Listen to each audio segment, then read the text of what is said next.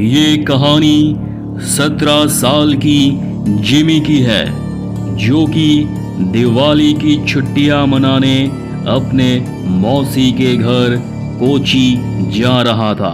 Jimmy का परिवार उसके मौसी के गांव में घुसा ही था कि जिमी को बहुत तेज प्यास लगी और उसके पापा रास्ते के एक दुकान पर रुक गया। तभी जिमी के पापा को कुछ लोगों की भीड़ दिखी।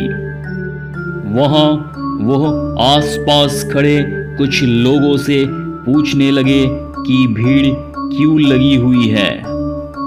कोई कुछ जवाब देता उससे पहले ही जिमी की नजर भीड़ के बीच में पड़ी एक औरत के लाश पर गई। उस लाश को देखते ही जिमी को ऐसा लगा कि कोई परछाई उसे छूकर गुजरी है। तभी जिमी का ध्यान सड़क पर पड़े उस औरत के सजने और संवरने के सामान पर गया।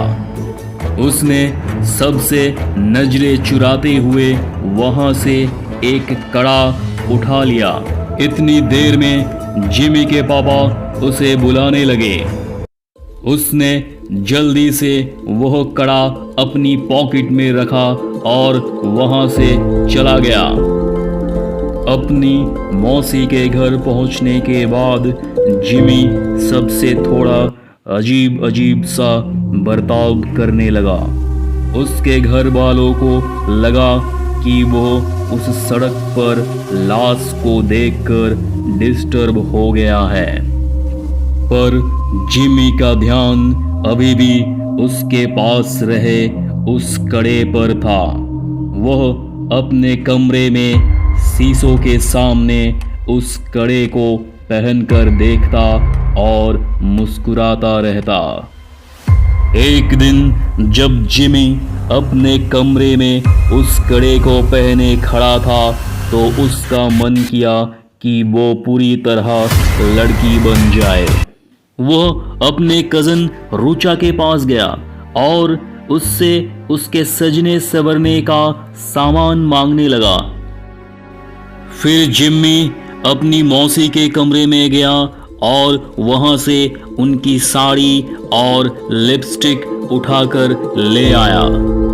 वो तैयार हो ही रहा था कि जिम्मी के पापा उसके कमरे में आ गए।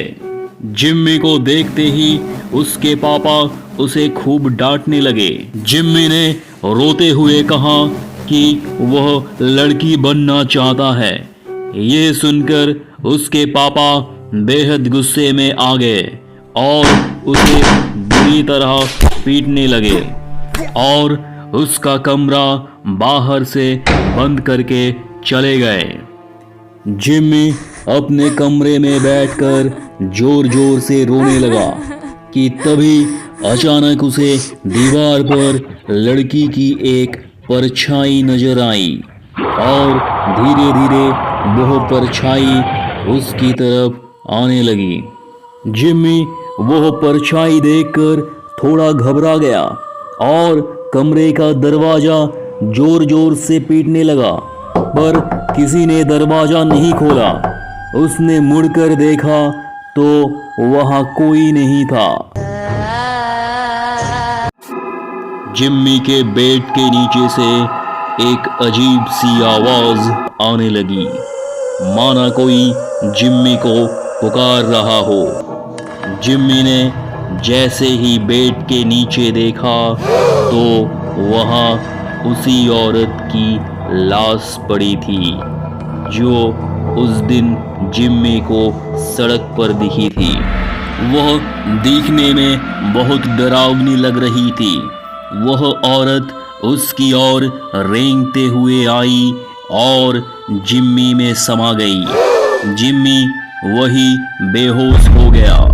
अगले दिन से जिम्मी अजीब तरह से बर्ताव करने लगा। वह अपनी मौसी की साड़ी पहने रहता, लड़कियों की तरह सजता और संवरता और सबसे बोलता कि अब से उसका नाम लक्ष्मी है।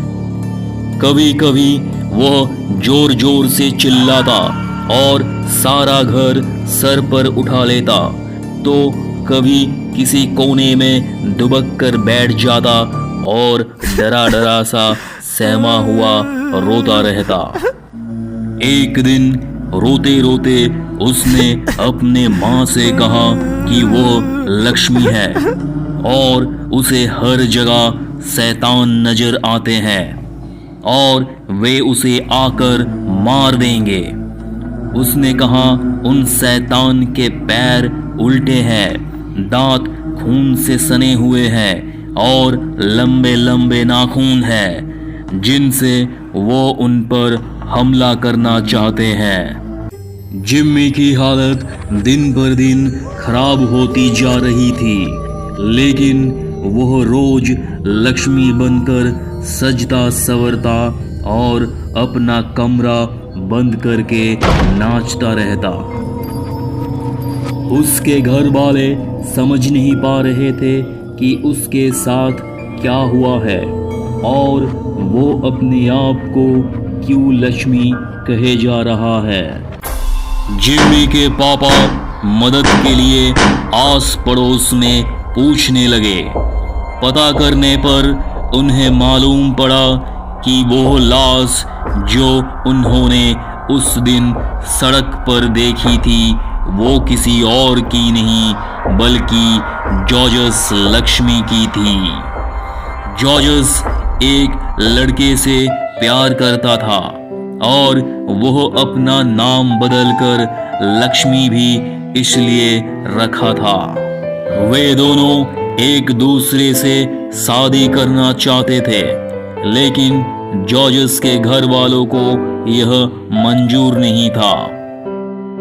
लक्ष्मी के घर वाले के लिए प्यार करना और अपने पसंद के लड़के से शादी करना एक बहुत बड़ा पाप था और गांव में हो रहे बदनामी की वजह से उन्होंने जॉर्ज यानी कि लक्ष्मी को सबके सामने मौत के घाट उतार दिया।